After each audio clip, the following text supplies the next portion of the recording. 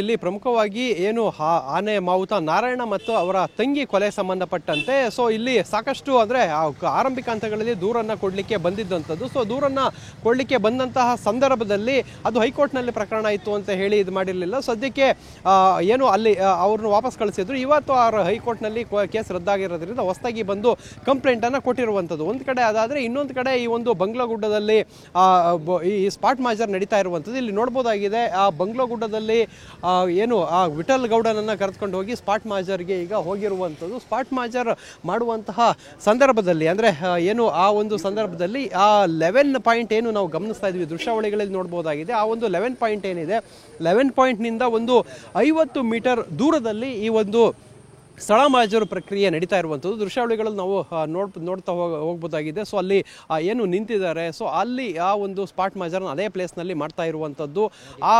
ಏನು ಆ ಒಂದು ಪ್ರದೇಶದಲ್ಲಿ SP ಸೈಮನ್ ಅವರ ನೇತೃತ್ವದಲ್ಲಿ ಈಗ ಸ್ಪಾಟ್ ಮಾಜರ್ ಆಗ್ತಾ ಇರುವಂಥದ್ದು. ಇನ್ನೇನು ಸ್ಪಾಟ್ ಮಾಜರ್ ಮುಗ್ದಿದೆ ಅಂತ ಅನ್ಸುತ್ತೆ. ಅಲ್ಲಿ ಫ್ರಂಟಲ್ಲಿ ಬರ್ತಾ ಇರುವಂಥದ್ದು ವಿಠಲ್ ಗೌಡ ನೋಡ್ಬೋದಾಗಿದೆ. ಮತ್ತೆ ಹಿಂದೆ SP ಸೈಮನ್ ಬರ್ತಾ ಇದ್ದಾರೆ. ಎಲ್ಲರೂ ಕೂಡ ಈಗ ಸ್ಥಳ ಮಹಾಜರನ್ನ ಮುಗಿಸಿ ಈಗ ವಾಪಸ್ ಬರ್ತಾ ಇರೋಂಥದ್ದನ್ನಲ್ಲಿ ನಾವು ನೋಡ್ಬೋದಾಗಿದೆ. ಅಂದ್ರೆ ಆ ಒಂದು ಪ್ರದೇಶಕ್ಕೆ ವಿಠಲ್ ಗೌಡನನ್ನ ಕರೆದುಕೊಂಡು ಹೋಗಿದ್ರು. ಆತ ಬುರುಡೆಯನ್ನ ತಂದಿದ್ದು ಇದೇ ಪ್ರದೇಶದಲ್ಲಿ ಬಂಗ್ಲಾಗುಡ್ಡದ ಈ ಒಂದು ಪ್ರದೇಶದಲ್ಲೇ ನಾವು ಈ ಒಂದು ಬುರುಡೆಯನ್ನ ತಗೊಂಡ್ಕೊಂಡು ಬಂದ್ವಿ ಅಂತ ಆತ ಹೇಳಿದ್ದಂಥದ್ದು. ಮತ್ತೆ ಉಳಿದಂತಹ ಏನು ಆ ಅಸ್ಥಿಪಂಜರ ಏನಿತ್ತು ಅಸ್ಥಿಪಂಜರ ಮೂಳೆ ಏನಿತ್ತು ಸೊ ಆ ಒಂದು ಮೂಳೆಗಳಿಗೆ ಹುಡುಕಾಟಕ್ಕೆ ಈಗ ಹೋಗಿದ್ದಂಥದ್ದು. ಅಂದ್ರೆ ಸ್ಥಳ ಮಾಜರನ್ನ ಆರಂಭಿಕ ಹಂತದಲ್ಲಿ ಮಾಡಿದ್ದಾರೆ. ಅಂದ್ರೆ ಸುತ್ತಮುತ್ತ ಏನಾದರೂ ಅಸ್ಥಿಪಂಜರ ಮೂಳೆಗಳು ಸಿಗುತ್ತಾ ಅಂತ ಹೇಳಿ ಈಗ ಹೋಗಿದ್ದಂಥದ್ದು. ಈಗ ನೋಡ್ಬೋದಾಗಿದೆ 11ನೇ ಪಾಯಿಂಟ್ಗೆ ಬಂದಿದ್ದಂಥದ್ದು.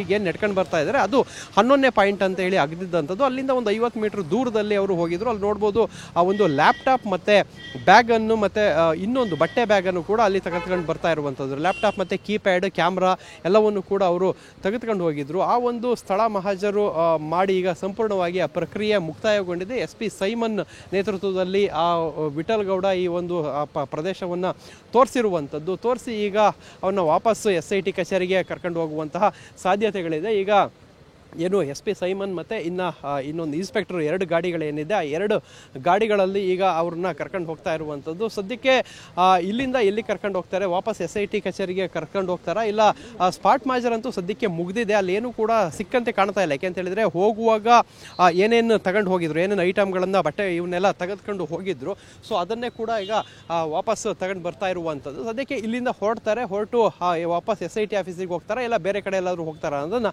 ಕಾದು ನೋಡಬೇಕಾಗಿದೆ.